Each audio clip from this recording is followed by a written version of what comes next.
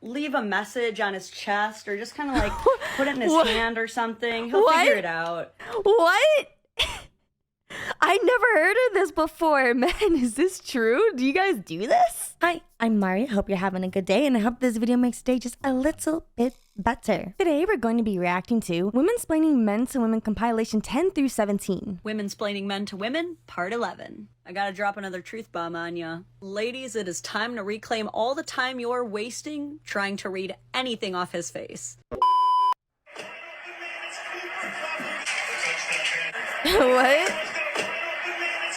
Oh, okay. For a second there, I thought like that deadpan face was supposed to be like her husband. I was so confused for a moment. It's good with her, but I don't want to see that.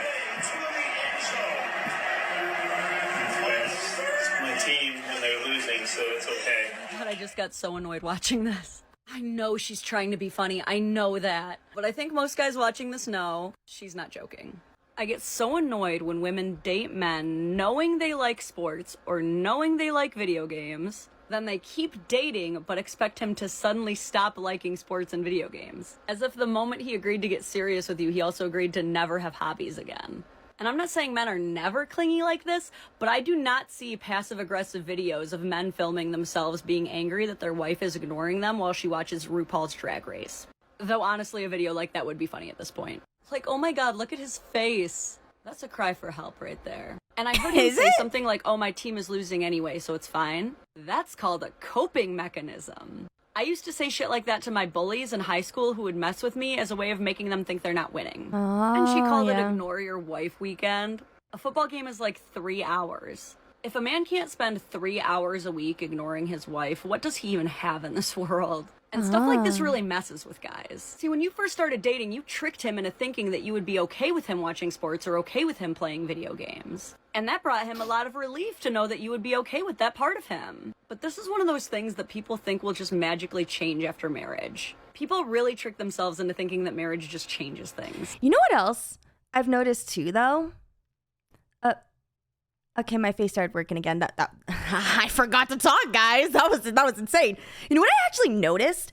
When you first start dating people, if you don't like live with them, you don't actually notice like how much of their habits, like that they do like the habit thing, or like what it's really like to kind of live with them until you live with them. You know what I mean? So like maybe like, you know, you might know like this person's like into sports or like video games, but because you're not like living with them, you don't really see what that looks like because you guys didn't live together originally. So you don't actually visibly see like the time that's being taken away for like stuff like that. I'm not saying like I'm defending like whatever these actions are. It's just kind of interesting how like people don't realize living with people is so different. Even like friends and roommates, like you don't realize the things about them that they do that could like irritate you until you start living with them. So that I do think that is something that people need to consider when they're getting like married and stuff. It's like maybe try to like live with each other for a little bit just to kind of like get a better vibe check on like, can you deal with this person like watching TV or playing games, or I don't know, like you yapping on the phone, like whatever it is, like can you actually like deal with it and whatever habits they have at the house before you like actually get married and stuff. Something to think about, you know what I mean? If he didn't clean before the marriage, he's not going to clean after. And if he liked sports and video games before the marriage, he's not going to stop liking them after. The man you date is also going to be the man you're married to. And quite frankly, now he's going to be worried about you. Because you used to be okay with him having his own space and doing his own thing. And now you aren't. Now he's freaked out thinking, what is she even doing when I'm not with her? Just waiting for me to be with her? Can I even be my own man anymore? And what the hell is going on with this couch situation? My man is facing sideways to watch the TV? Why are you watching your TV sideways? I don't know, some people are just kind of like that. I never understood that personally. Some people just be like that. Ladies, please, face your couch toward your TV. Wait, is she blaming the woman? Okay, that's... Oh my god, she's really good at rage bait content. Oh my god, I'm just like... There's no way you're actually blaming the woman for this, right?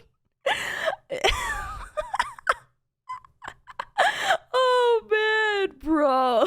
I can't. Let your man have his hobbies, and have your own hobbies, or you will kill each other. Womansplaining Men to Women, Part 11. I gotta drop another truth bomb on ya. Ladies, it is time to reclaim all the time you're wasting trying to read anything off his face. If you're trying to figure something out, and you go to his face for information, you will receive inconclusive data. That's what people say about my face too. I remember one time when I was working at the corporate office job I used to do, my boss was afraid of me because he said he could never read my face because, like, you know, ADHD medication kind of like makes your face very blank. And mind you, he was like a 40-year-old like man, like he's older, and I scared him. Maybe he was in his 50s, I don't remember, but I scared him because he couldn't read the emotion. I'm not like a hysterical woman that he's used to working with, is his words, mind you. And therefore it scared him because he couldn't tell like what I was thinking because of my facial expressions. And I'm like, I mean, I tell you what I'm thinking. Just because I don't show like emotion for it doesn't mean I'm not thinking the thing. So yeah, it's actually kind of interesting. Like, I guess like a neurodivergent thing, it's like something that's really complicated. But I guess it's also a guy thing too. Kind of interesting. Say men are dogs, but in this way, men are more like cats. They do not show their pain. Your man could be under the most stress and anxiety of his life, and his face will look like this. Your He's man holding could be it. so euphoric and overjoyed, and his face will look like this. Those long silences could be anything. He might be trying to remember a word, or he might be reconsidering his entire life with you, but you're not going to be able to tell from his face. I cannot tell you how many times I've been like, are you mad at me? And he's like, no, I'm trying to remember if it was Ramses or Khufu, who was the pharaoh who had over 200 kids. And I'm just like, well, misread that one. And that's no good. I'm going to tell you right now, you're going to get yourself into so much trouble reading way too deep into things. I always say, if you're going to go digging, you're going to find dirt. Like, sometimes girls will try to say certain things to gauge his reaction, to try to, like, catch him. They'll be like, I bet you wish I had a nicer body like your coworker Cindy. Like, just to see what you'll say. Dude, he knows it's a trap. Men invented bait. He knows what you're doing. These little traps never work how people want them to, and they are killing good relationships by creating these patterns of toxic self-fulfilling prophecies, by jumping to conclusions. I don't know. I feel like no matter what you do, if like your partner is attracted to someone else, it doesn't matter if you bait them or not, they're going to be attracted to that person. I do think like the whole like bait trick questions is kind of weird, right? That is weird. But I'm like, it's kind of hard to gauge what someone's attracted to. So if you're like insecure about something, you got to talk. You got to communicate, you know? A lot of this gets solved with communication, but not in like the trick thing. Why do people do trick stuff? You know what's even crazier? I've seen like, I remember I was watching like a Reddit video a while back from like, I think it's Smosh Mouth, I think. But basically there was like this lady who did like this friend test at like a wedding where she's like, yeah, I want you to wear a white dress at my wedding. Cause she, like the bride wasn't wearing white. The bride was wearing like a blue dress. It was like a very weird, like non-traditional thing. And like the bride told her best friend, no, I want you to wear the white dress, this specific dress. And so she did. And she goes, that was a friend test. I was trying to see if you were trying to steal my thunder at my wedding. I'm like, some people are crazy. Why are you doing this? You really want to know what's up with him? Ask. Because you're either going to get what you really want, or he'll finally realize he's holding in a fart and fix his face. This commenter asks, but why do we, the men, always have to be the ones to initiate everything? That is a fucking great question for the ladies. This is almost like one of those chicken and the egg questions. Like, did men become the pursuers because they liked it or because we like it? But spoiler alert, Womansplaining episode 19, men like being pursued too. They like being told they're cute. They like being asked out. They really like it when you take their hand and pull them away somewhere. Wow. Having been both the chaser and the chased at some point in my life, I can say there are pros and cons to both. There's definitely a certain thrill to the chase, as they say, but it comes with a lot of baggage. After all, as the pursuer, you are the only one who carries the risk of rejection. And it can be a lot to be the only one dealing with it over and over and over again. And if you tend to want to be pursued, you do get to be in a cozy spot when it happens because you end up being the final gatekeeper. However, that also leaves you up to getting mad slept on because you're never showing your cards or telling people what you want. That's why I think for the cat and mouse thing to really work, both sides need to initiate to some degree. And honestly, ladies, after everything we've been through with the whole Me Too movement and everything, we actually have to start stepping up and initiating more. Because good men need a really clear, hard, loud green light before they are going to try anything. That makes a lot of sense, actually. Yeah, I could see that. I'm really bad at that kind of stuff, though. I'm actually also bad being pursued. I'm bad in general. When someone's interested in me, I'm like, really? Really? Okay. Really? I'm like, really? And shit, ladies, if you love getting what you want, being in control, and letting your consent be known, real easy way to do that is, you initiate it. Womansplaining Men to Women, part 13. Okay, so low-key, your man doesn't exactly want you to know this, but he also kind of does. He loves the tea. If you found out one of the single soccer moms on your kid's team slept with a ref, low-key, he would love to hear about it. Really? Like, he might act stoic, he might act like he's above it, but I guarantee you 1 mile into the drive home, and he's gonna be like, so which ref was it? And don't underestimate his ability to keep track of all the characters.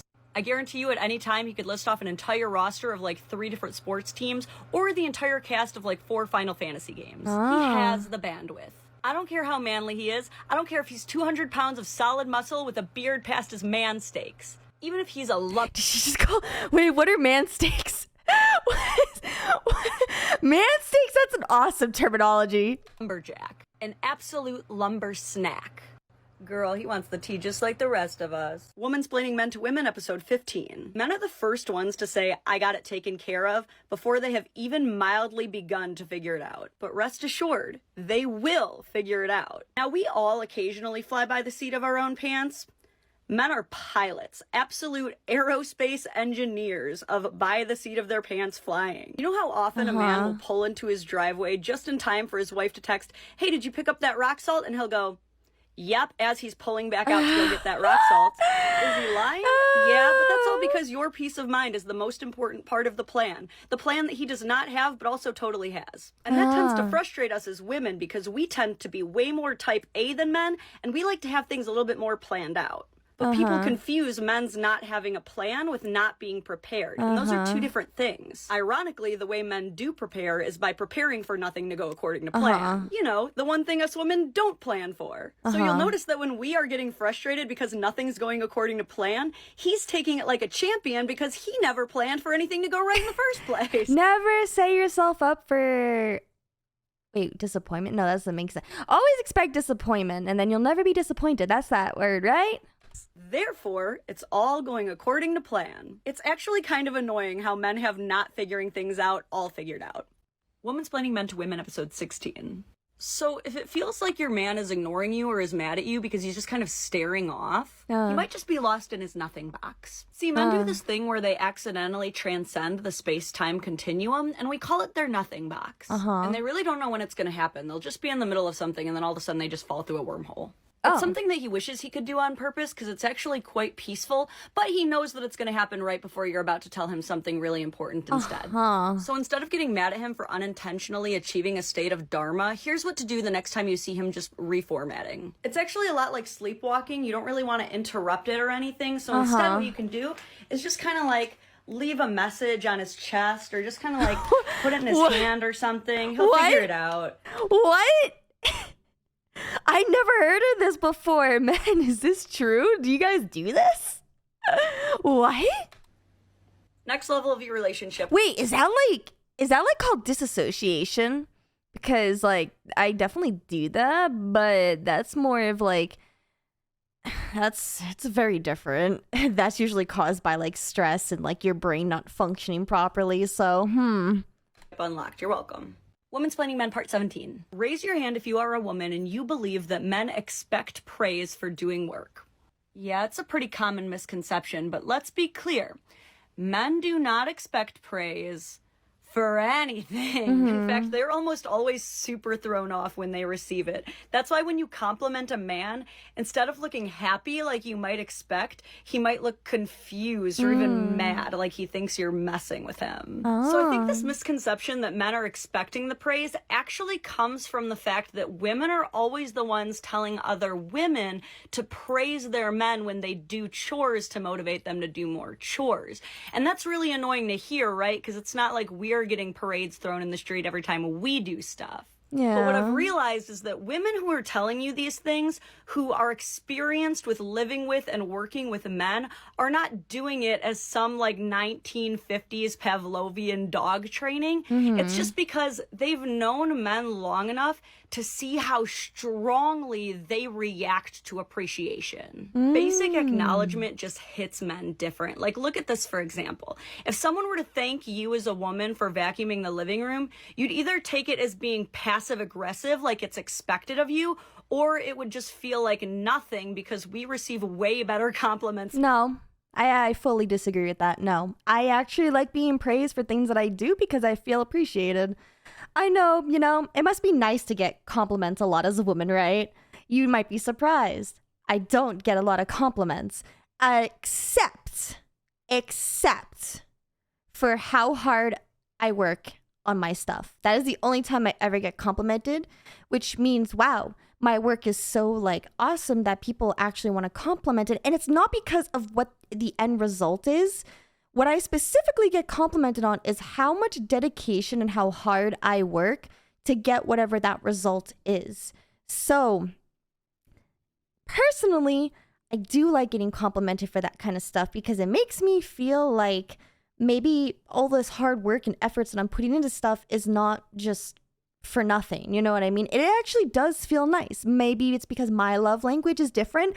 I actually really like praises and compliments and stuff. I like that, and I like giving that as well. It doesn't matter if you're my significant other, my friend, my dog. I like telling people how I feel and how much I appreciate the things that they do, regardless if it's for me, if it's for them, or anything else. Now, I understand that's not like that for everybody, but like this particular advice, I wish she wouldn't make it so blankets. I kind of get it. I kind of get like the blanket statement now. I'm like, this is like the one thing I'm like, I really wish she wouldn't make that so blanket, because I actually like getting praise for if I were to vacuum or things like that. Like especially if I do something specifically for you, and you say, hey, I appreciate that you did this for me, because it's the thought that counts. That's the kind of stuff that I personally like, but I get that not everyone's like that. So I'm like, yeah, I appreciate when people do things for me too. That's why when I appreciate it when you guys like leave comments, I always appreciate it when you guys like the video, when you decide to subscribe. Like those little things that I just appreciate. Like I said, I like letting people know when I appreciate the things that they do, because obviously in order for you to want to do something, especially for me, you put some thought into it, which means you must have thought about me. And I like that. That makes me feel happy. So that's just me personally. I know it's not everyone, but yeah, that's just me personally. All the time. Like, girl, the other day I went to buy wine and the lady who ID'd me called me movie star famous. What did I do to deserve that? Men are not having these experiences. Men are not getting stopped in the street, told how cute their hair is or how cute their top looks on them. Here's the big thing. It's not that men expect praise for doing work. It's that they're sick of being told what they did wrong when they do work. Look, I'll tell on myself real quick. I used to never cook. My husband did all the cooking. And if I so much as heated up SpaghettiOs on the stovetop, my husband would thank me for cooking. That is so silly, and yet it made me feel good, and it made me want to learn how to cook better. And I did, and I'm a great cook now. So I want you to stop looking at giving your man accolades as babying him or putting yourself down. And I want you to start thinking about it as, how can we both validate and reassure each other in healthy ways? Can't build an empire without lifting each other up. That's true. Okay, that's true. I like how she finished that. Yeah, okay. No, I agree. Yeah, I think for that in particular, it really just comes down to like your intentions on like why you're doing it. Yeah, like I said, if your love language is like tokens of appreciation and like talking about that kind of stuff and praise, then yeah, it'll work. But some people's love language is not that. It's like called acts of service, right? So if for some people, if that's not like your love language, maybe your love language is like gift giving or affection and stuff, like physical touch, then yeah, I think that's what that kind of comes down to. Yeah, interesting. I feel like I learned a lot today. I wonder if you guys did too. Let me know in the comments which one was your favorite one, if there's any explanations that you guys have on some of this stuff. So yeah, interesting. If you want to see the uncensored versions of these videos, then check out my Patreon where I upload all uncensored content as well as some other videos on there. And let me know what your thoughts were down in the comments below. And there's anything else you'd like to see on this channel because I upload every single day. And with that, thank you so much for watching, and remember, everything reminds you of something. Bye!